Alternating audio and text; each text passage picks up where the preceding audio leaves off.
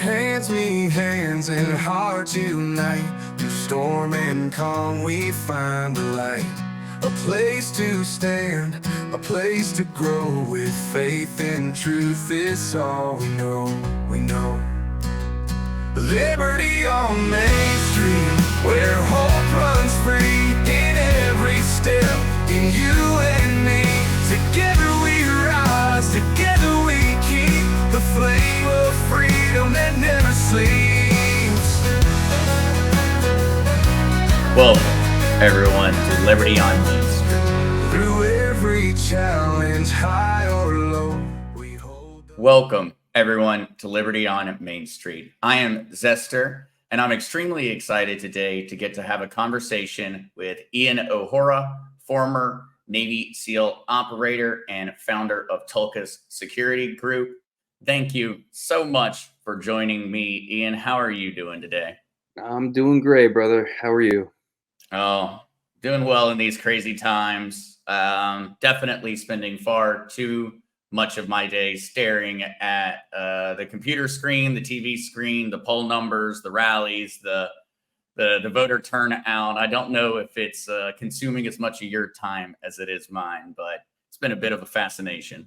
Oh, it is. I'm working from home the last couple weeks, and every single day I got all three of my TVs on the news. I'm on my computer, just doom scrolling online, figuring out what's going on with whether it just be the conflicts happening overseas, the election. It's almost seeming like it's pure pandemonium right now.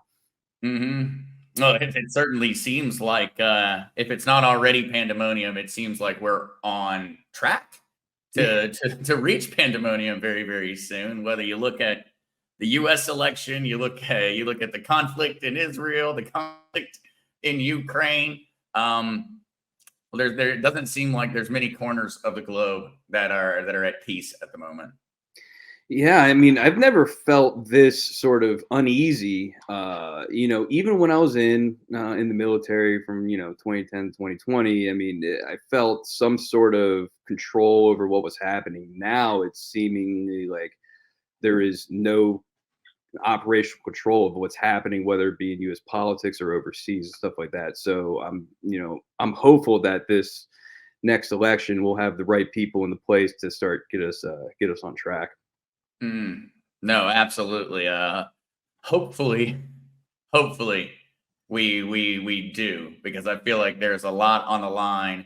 And that was an interesting point, though, that you made there, that no longer, being out of the military and then looking at the things that are going on, it probably is a little bit more anxiety provoking than it would be for the average American that hadn't served. In my case, I've never served. I don't know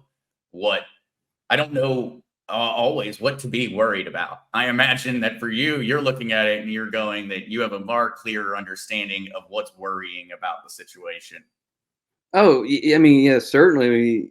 Think about it. When you have a security clearance, where guys are being deployed. You're looking at, the future of where we're looking to deploy troops, the threat and the changing of the threat to us. I mean, we always seem to have, when I was in, some sort of operational control of the situation. We're like, all right, this is what's happening. This is the intelligence coming in. It's like, all right, got it. Now being out, looking from the outside in, so to speak, I still have the clearance, with the contracting job that I still do, but it is definitely more. I'm definitely a little bit more worried because I don't have all the information, and the information that I'm getting is coming from news outlets online, and I'm just like, well, what's actually happening? And I'm just hoping that the people in charge, the people that I still know in the military, in the intelligence community, and hopefully in the White House, that they're doing the right thing. And I'm just not sure that everyone is communicating with each other for the betterment of the United States. Mm-hmm. Yeah, that there's more information that would probably change your opinion and thoughts on it, but don't continue to get that access. That would have me some kind of anxious. But that brings me to something, because you mentioned the information that you had while you were serving, having access to that information on a regular basis, and knowing your friends that are still serving or have served, I imagine that's something Kamala Harris had to say not too long ago probably riled up you just a little bit. I know that it seems like from the reaction online that there were quite a few people in active combat zones that felt a little peeved by Kamala Harris's claim that there were no U.S. soldiers in any combat zones under her and Biden's leadership. Yeah, and this is scary on two fronts. Either one, she's lying, or two, she's uninformed, and neither of which are good, because it's a fact that there are guys, U.S. service members, deployed in combat zones today, right now. And so the fact that she can say that, I don't even like, I don't even know what to say. It's like, that's like observably not true. And Mhm. the guys and gals that I know, they're kind of like, well, they kind of laughed it off a little bit, but it's also on a more serious on a more serious note, they're kind of saying, well, if she doesn't know, she's the vice president of the United States, and potentially, not potentially, but she's running for president of the United States. If she doesn't know this, then we have a giant problem, or a lack of Mhm. communication from the leadership. And so, yeah, I think this is definitely a problem that we have to address here, to say the Yeah. least. And yeah, and I think that's a really astute point though that you make, Ian, because is it malicious or incompetence? Because neither answer is really better than the other. Uh, really at all. And I know that we're aware of, some 600 and some, probably far more than that, military operations or bases around the globe. That's a lot. But how do you misplace people into a combat zone when you're literally supposed to be running the country? That seems like a pretty big error if it was a matter of her genuinely just not knowing. Um, then who sent him there in the first place? Right. I mean, well, do you also remember the time when Trump asked how many people we have in Syria, and they said none, and they lied to him, Mhm. which is also crazy too. It's like, the commander in chief needs to know. Well, he can't do everything, right? That's why he has cabinet members. That's why he has a secretary of defense. There's a secretary of the Navy, secretary of the armies, so on and so forth. And he guides policy and positions from a leadership position on a global level. And then he should, or she should, employ the cabinet members to do the right thing based off of his policy. And so, if they're lying to the commander in chief, then that is just an all around failure of how to operate a government, or a military. So, Mhm. you Oh, know, and mhm. it's important, because I've seen what good leadership can do, and I've seen what bad leadership can do, and leadership is the most important part, because just take a small 20-man SEAL unit. If you don't have the leaders in place to be able to run that unit, the whole team falls apart. But you have great leaders in charge, and they can make the right decisions. They thrive, and they can succeed, and they can go on operations and conduct missions 100% successfully. So it is very important. And now take that scale and then put it onto the level of the whole United States government. If you don't have the right people in charge, everything can fall apart. And I think that's kind of what we've been seeing as of late. Mhm. Yeah, it seems to me like the weak link, the one chain in the rope that's weak breaks the entire thing. I would have to imagine that that's a very very serious analogy in terms of the military leadership structure. Yeah, I mean, it's they say that one man or one woman can't really break the system, but that's not necessarily true. I mean, if you have one person there making decisions, and then they invoke, just take it, or take it on a business level. Just take it on Mhm.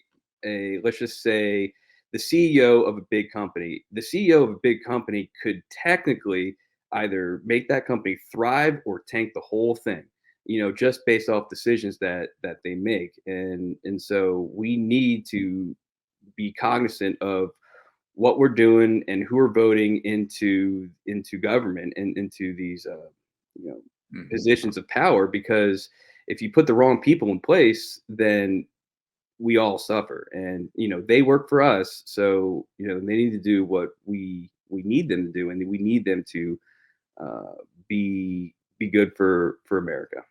Mhm. Mhm. And well, that brings me to the next one, where definitely a topic I think should be discussed more in this current election.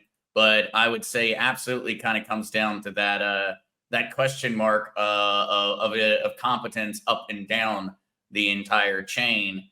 The United States military exit from Afghanistan, Mhm. absolutely a viewed as a failure globally, as a pretty huge embarrassment for the United States, especially considering the amount of treasure from American taxpayers had been spent in Afghanistan.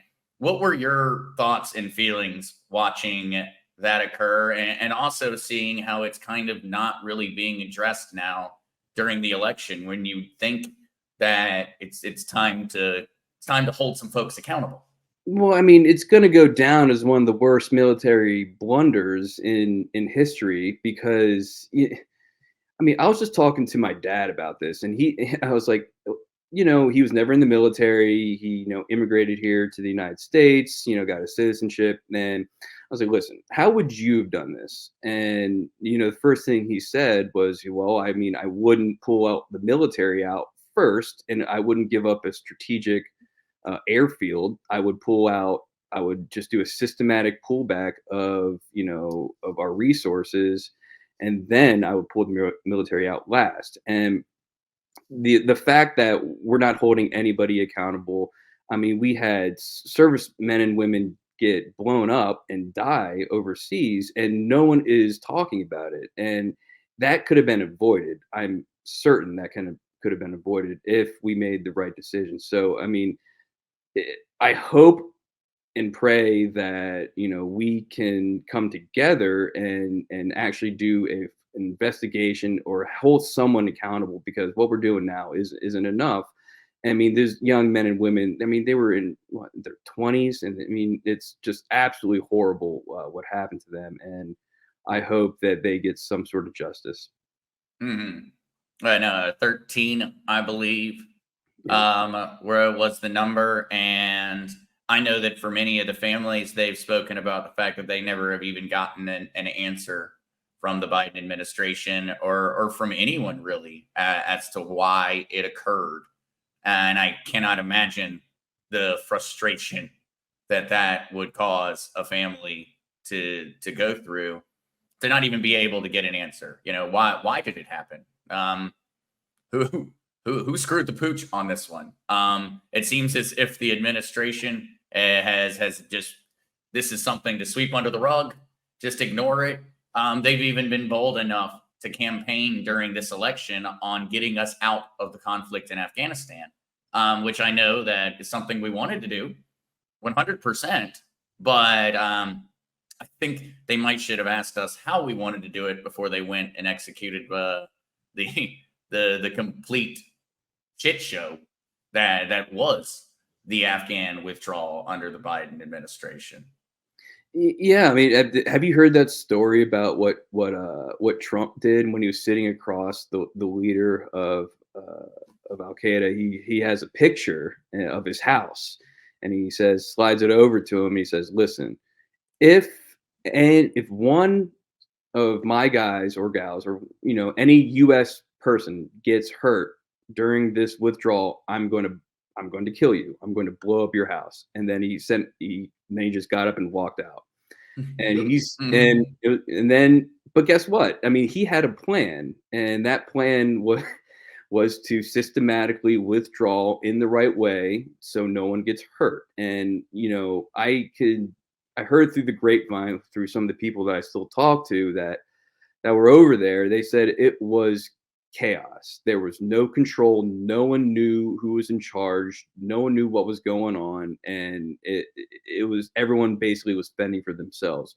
And coming from well, not coming from, but being a part of the United States military, always having command and structure, knowing where, always having a mission and a direction. The fact that these guys were saying that it was kind of scary, and no one should go unpunished for that because that was one of the worst things I think I've ever seen. Hmm.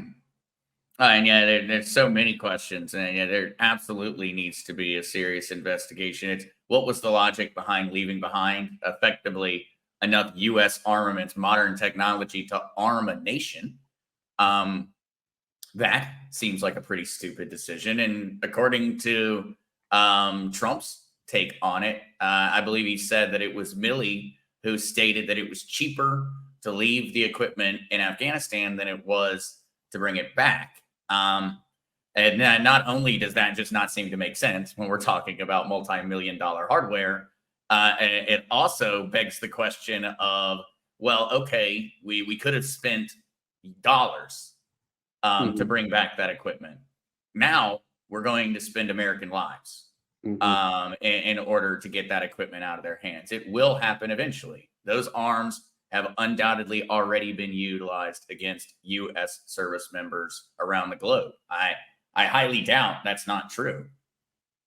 Oh, no, no, 100%. And not only that, it's the follow on, like you were just saying, not only lives, but indirectly, if they have night vision. And so the one thing that we had and that would always make us superior to the enemy is we would always operate at night, and we own the night. I mean, that we would show up with night vision, lasers, and no one would even know that we're there. And then because we could see what was going on when it was pitch black.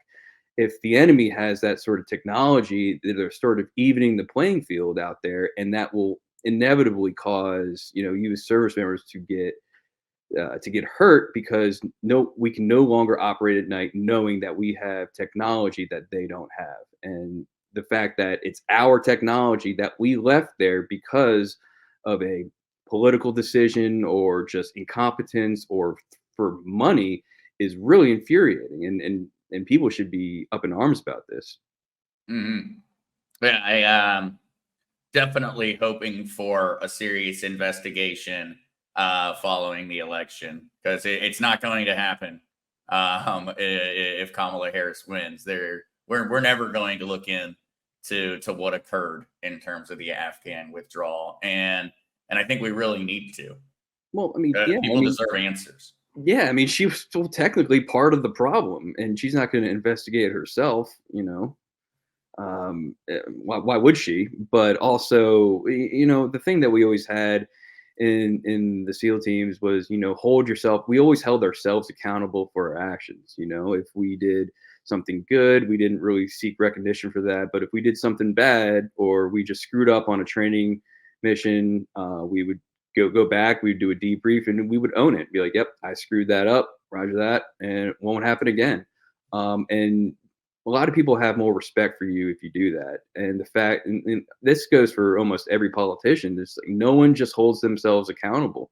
Like, I made a bad decision, I screwed that up, I learned from my mistake, and I'm going to move on. I think most Americans would be like, okay, well, I mean, no one's perfect. How can they be? And if our politicians would actually just be, honest and say, hey, I learned that this border policy or Afghanistan was terrible, or Iran, Israel, or Ukraine, Russia, whatever have you. They say, all right, I learned from my mistake. That was a bad decision. I'm going to course correct and move on. I think we'd be in a better place. A little bit more accountability. I think that's probably something in the United States that we kind of need universally. Our politicians, 100%. Yeah. We no longer seem they're not holding each other accountable, and we as the American voters seem to have less and less say in the matter of holding them accountable. Yeah. I mean, no one expects them to be perfect. I mean, no one in the world is perfect. But Mm, but if you make a decision and clearly it's not a good one, or shit's just going downhill, then say, all right, hold on, that was a bad call, I'm going to do something else now. And mm. that will resonate, what I would imagine, with most of the 330 or 50 million Americans that are in this country now. Yeah. Uh, Ian, watch out on that one. Who knows how many people are in this country now? I'm I'm expecting to show up on election night, and there have some states have more votes than we think there are people in the entire state. I would not be genuinely surprised with the border policy that we've had for the past 4 years. Yeah, a buddy of mine, his wife's brother actually works at, what is it, the border control, or not border Mm, control? Yeah, yeah, and so, or border patrol, and saying it is, everything you're seeing on the news, it's 10 times worse. mm. I've been personally asked to go to the border to help secure and find the missing children that are being trafficked now. I mean, it is a lot worse than people are aware of.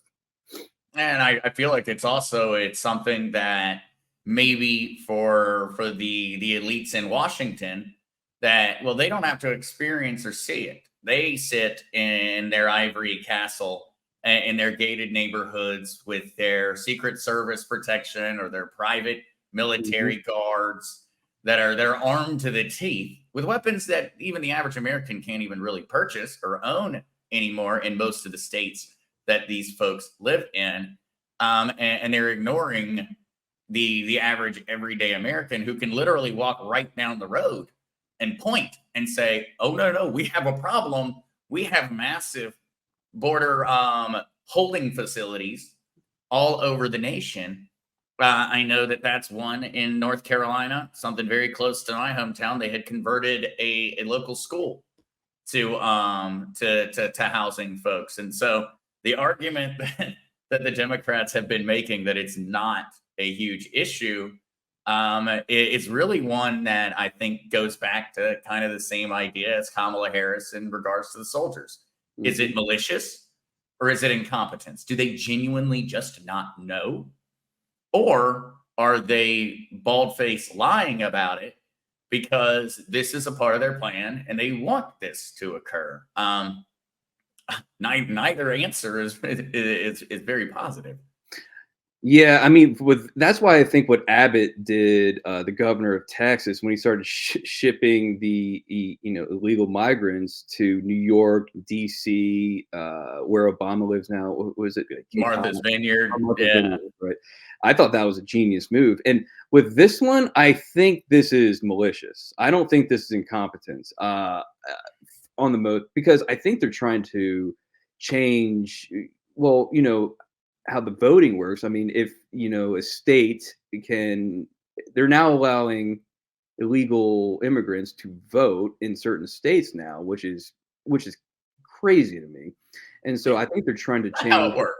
Yeah, I think they're trying to change the census and try to change the voting in America. And you can really do that if you have 20, 30, 40 million people coming across, and No, you let and them.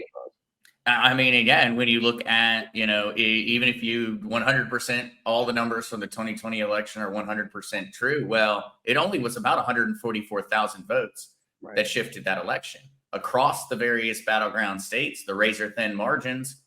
It was only 144,000, or somewhere right around there. I'm not certain. I'm certain someone in the comments will correct me to the exact right number, but it was somewhere around there. That was the amount of votes that would have shifted the election to Donald Trump. And so you don't even need 20 million people. If you're just real strategic about where those folks end up residing, and you've ensured they're going to vote for you, then you can change history. You can, and so that is why I think this is more malicious than ignorant. And I don't even, it's kind of a slap in the face. I mean, my dad. I mean, I was born in America. My dad was not, and it took him over a decade to become an American citizen. I mean, he immigrated here, got his visa. Went to school. Became a physician. I mean, he worked his ass off, and it took him a long time to become a citizen. And now people are just walking across and being able to vote.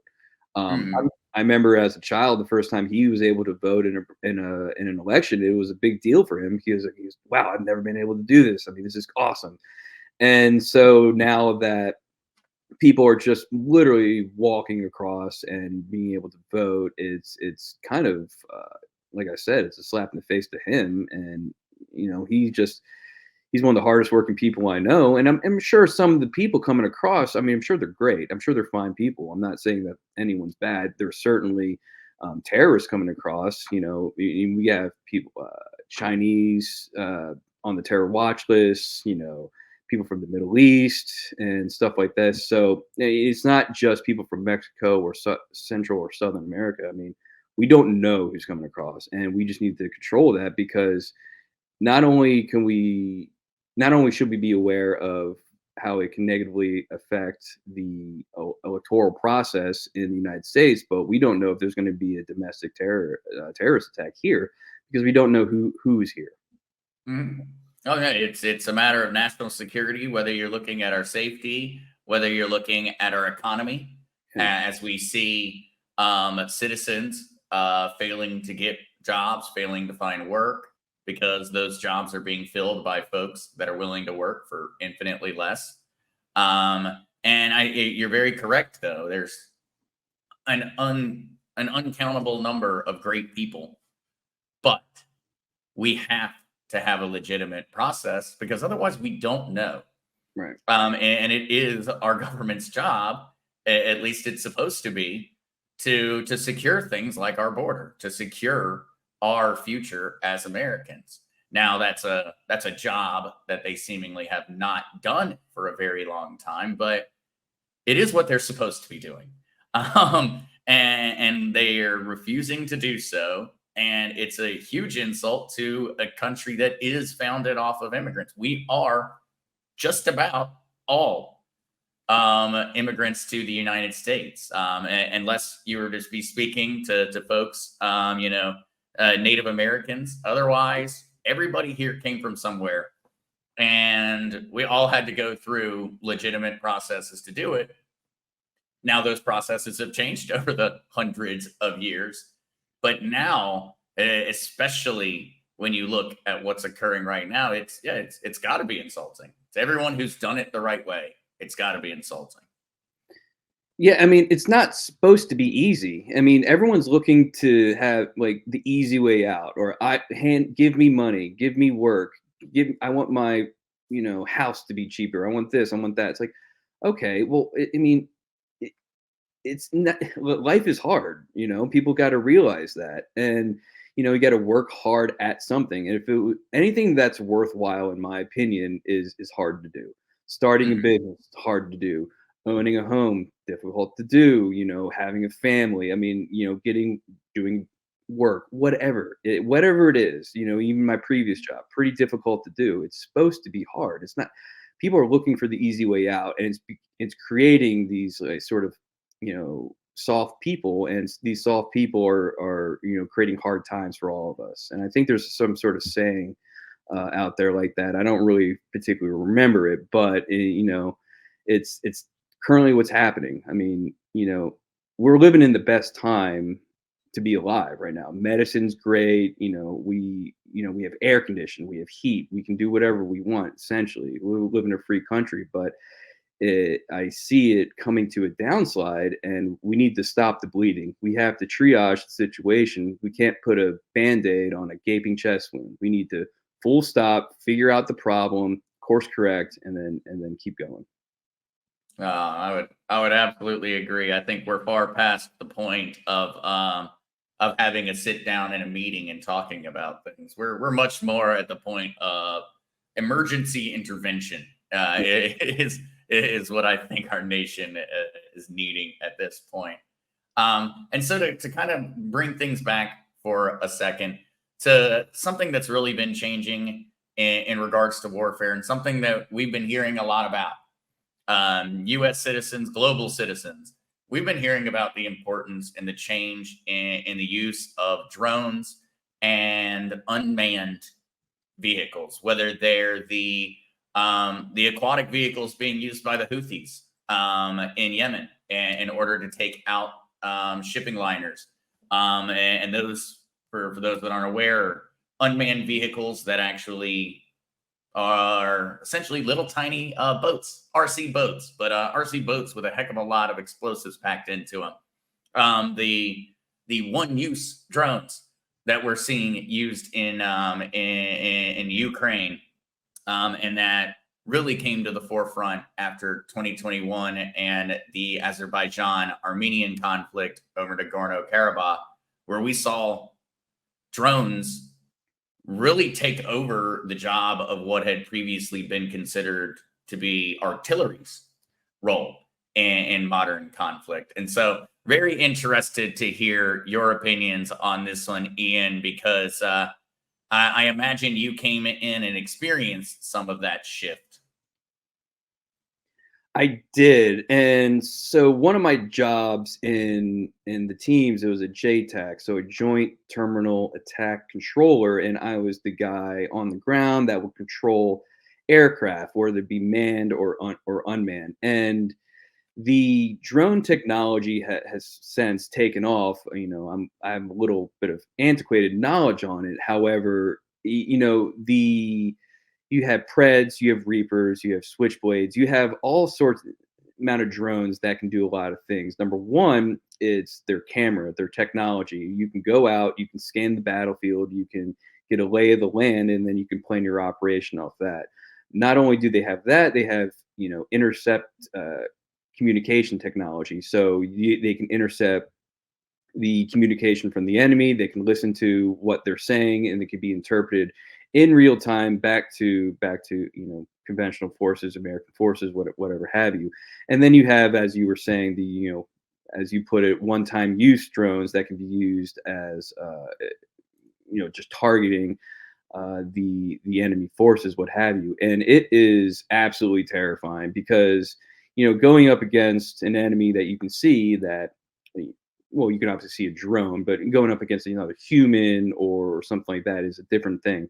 If you just have a drone coming in that's flying at 20,000 feet and then it's going to drop a Hellfire missile on your house, I mean, what are you going to do? I mean, it completely changes the battlefield. And I think as quantum computing comes online, as AI comes online, being able to fly these drones with very minimal manpower needed, it's going to absolutely, make the war, boots on ground war change. I think we're going to move into a more aerial warfare, drone warfare type scenario. If it's not even and I think the biggest thing we need to worry about is the EMP, electromagnetic pulse technology that can be attached to drones. And if you take out critical infrastructure of a country, and you can do that through a drone, that could absolutely, ruin a country. And it's almost just as terrifying as nuclear war. Not quite, but close. Well, it's a disconnection, I would imagine, from the reality of warfare. How horrifying it is. It makes me think to what was shell shock in World War I, where the first real experience of human beings coming in to a firsthand experience of what the modern military technology is capable of, experiencing artillery, experiencing chemical weapons, and now the video that I can't validate 100% the truthfulness of it, but I know there's quite a few videos out there showing a soldier surrendering, and then the drone plays with them for a minute, and then the drone crashes into him. That's a horrifying reality to imagine. Whether those are 100% true videos or not, they're undoubtedly happening. And so regardless of whether that footage is real, it's happened, and it's going to continue to happen, because now a human life is worth the amount of hardware that goes into to a cheap drone.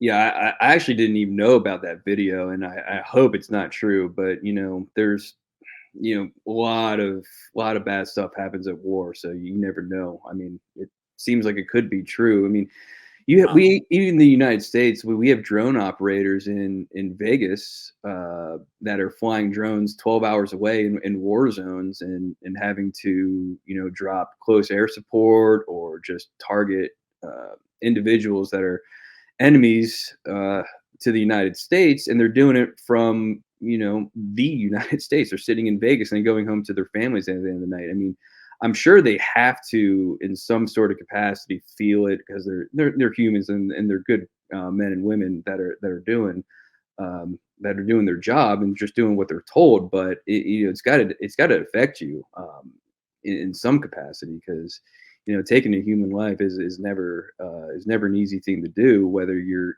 doing it overseas or you're doing it with a controller sitting in Vegas in a control room. Hmm. Well, it is, and it's a dystopian future to imagine.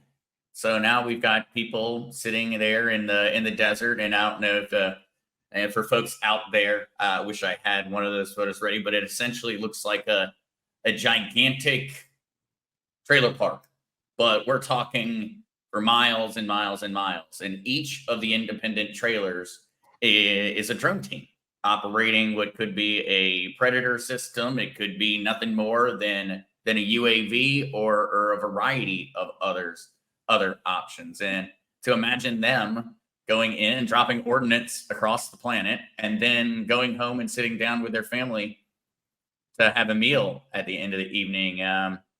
I love the idea of not endangering American lives and American service members, but it's dystopian to imagine.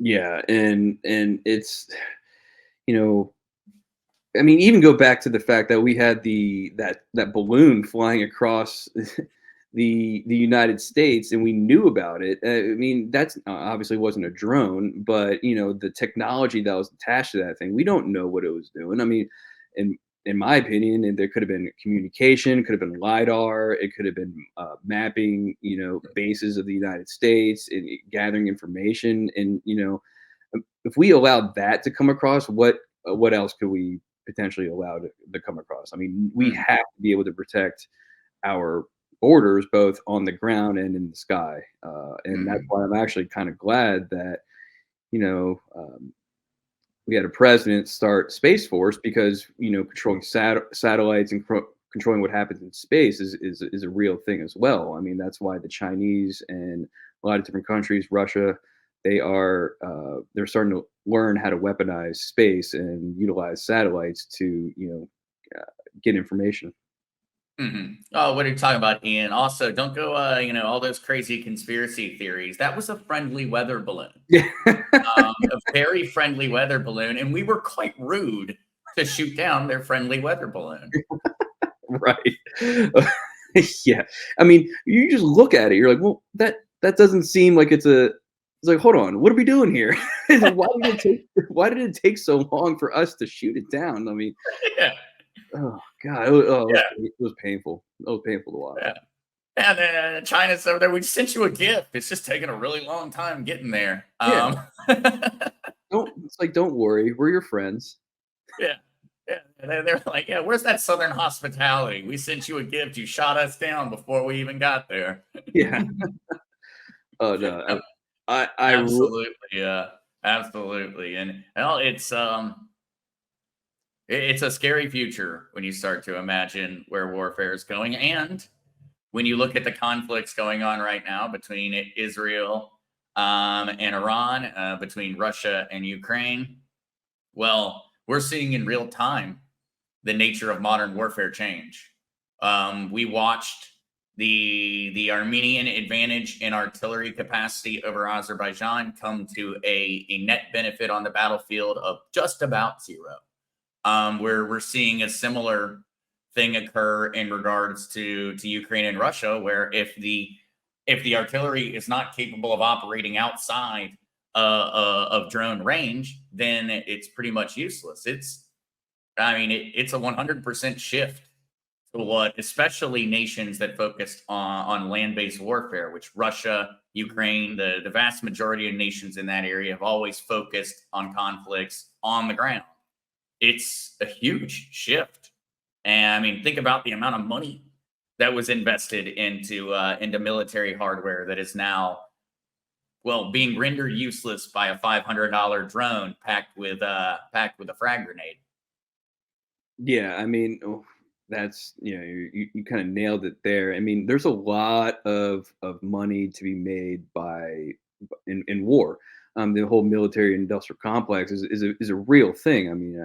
I've literally seen it. But I also want to say that this isn't just all pure negativity. I think there is a path forward here for us. I mean, we need to, everyone in America needs to educate themselves on what's happening overseas, what's happening, within our own borders, and then go out, make sure we have the right people in the right place doing the right things in policy positions and positions of power. I mean, this isn't just like, oh well, we're all screwed, nothing we can do, and throw our hands in the air. I mean, we can be proactive instead of reactive here, and we can start getting out there and influencing decisions and hopefully putting us back on the right path.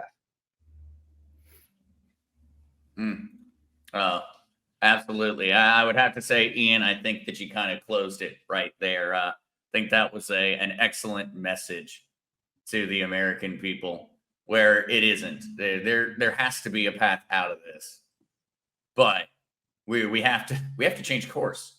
Right Yeah. now, we are on a very dangerous path to war and just global conflicts breaking out all over the place, and it turning into a war of attrition that ultimately the citizens and civilians are going to be the ones suffering on account of, because this modern variety of warfare is very similar to the mass bombing campaigns of World War II, where it's indiscriminate, and because of the cost of these drones, it's really, you don't need some kind of massive military budget to cause anarchy and chaos.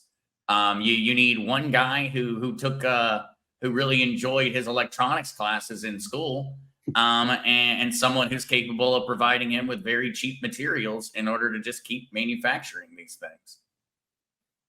Yeah, it's a technology that we definitely have to get control of. We have to understand the capabilities, and not only that, we have to just be able to protect ourselves and not make any rash decisions about what we're doing right now. I mean, Mhm. we need to get control of the situation, and I feel like most people, I mean, this is a personal opinion, I feel like most people feel like we don't have the people in place that are making good decisions for us, and Mhm. that is something that we need to change, and that is something that we can take control of, because we can be proactive in a reactive world. And I think going into the future, I'm optimistic that we are going to be on the up and up. And I can't go through the rest of my life thinking that everything is just going to shit. It's being so pessimistic. I mean, I want to send a message to everyone out there that's going to listen. It's like, we can make a change. We can do better. We have to do better, because failing isn't an option here. Mhm. No. Well said, Ian, and the time is definitely right now to start making that course correction. And so, Ian, thank you so much for joining today and going through this. I know that we have got hours and hours of other topics to jump into. I'd love to have you back to talk about more of those in the future whenever you are available. But I want to make certain, for anyone out there that wants to be able to find you, learn about you, the things that you're up to, that they know where to go. And so, where would folks find you, Ian? My company, Tulkas Security Group, TULKAS. You can go to my website. You can go to YouTube, LinkedIn, on all the socials. All the email traffic comes through me and through my team, and some of my other partners. So if everyone wants to get in contact with me, that way they can. All right, awesome. And I'll make certain to get all of those links to make it easier for folks to put those in the description. So no one has to go typing in anything. And so, no, thank you so much, Ian.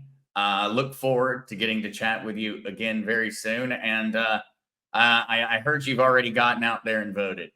I did, and I think I made the right decision in who I was voting for, and we'll see what happens come when the results come out. But I appreciate you having me, and it's always a pleasure. And would love to talk to you again sometime.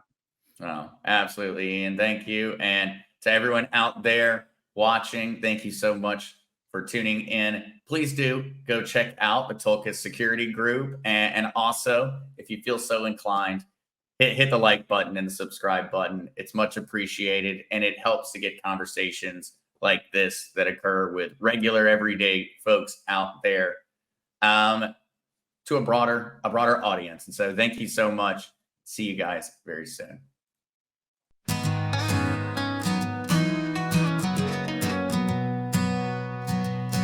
Where hands meet hands and hearts unite, through storm and calm we find the light. A place to stand, a place to grow, with faith and truth is all we know.